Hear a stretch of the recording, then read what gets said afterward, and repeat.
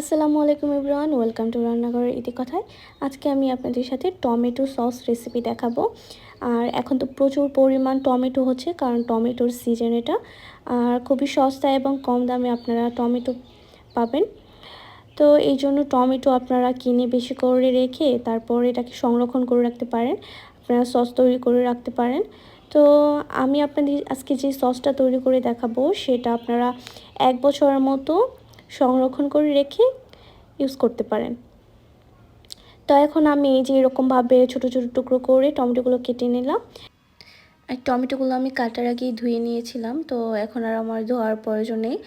তো এখন আমি কড়াইয়ে টমেটোগুলো দিয়ে দিব, আর সাথে দিয়ে দিব পেঁয়াজ কুচি আর রসুন কুচি আর 1 চামচ লবণ। এখন এটা ঢাকনা দিয়ে ঢেকে দিব। এই তো 5 মিনিট পরে আমি একটু নাড়াটাড়া করে নেব যেন নিচে লেগে না যায়। তো আরও আমি এটা 2 মিনিট সিদ্ধ করে নিব।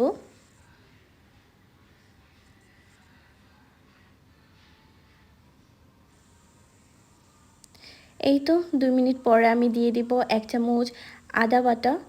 আর এটা দিলে টমেটোর যে ফ্লেভারটা খুব ভালো আসে। তো এটা ভালো করে মিশিয়ে নিলাম। মিশিয়ে 1 সেকেন্ডের মতো এটা জাল করে নেব। দেন আমি এখন এটাকে নামিয়ে নিব, আর এটা আমি ঠান্ডা হতে দিব।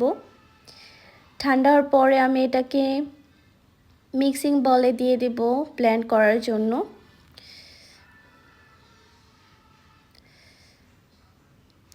এই তো দিয়ে দিয়েছি, আর আমি 30 সেকেন্ড এটা ব্লেন্ড করে নিব।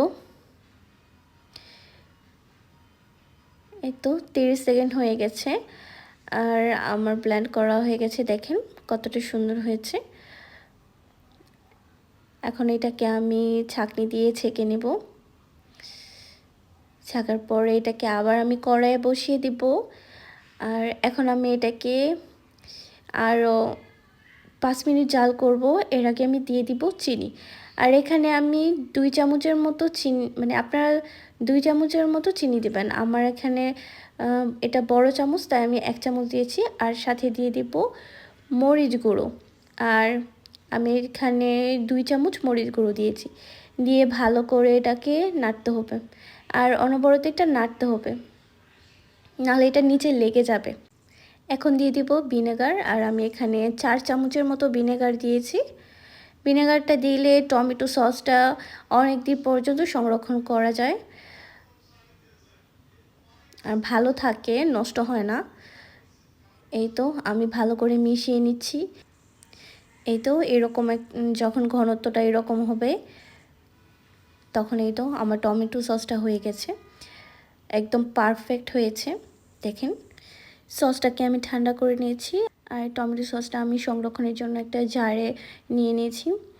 আশা করি আমার রেসিপিটা সকলের কাছে খুব ভালো লেগেছে, আর ভালো লেগে থাকলে আমার চ্যানেলটা অবশ্যই সাবস্ক্রাইব করে দিবেন। সকলকে দেখার জন্য অসংখ্য ধন্যবাদ। আল্লাহ হাফেজ।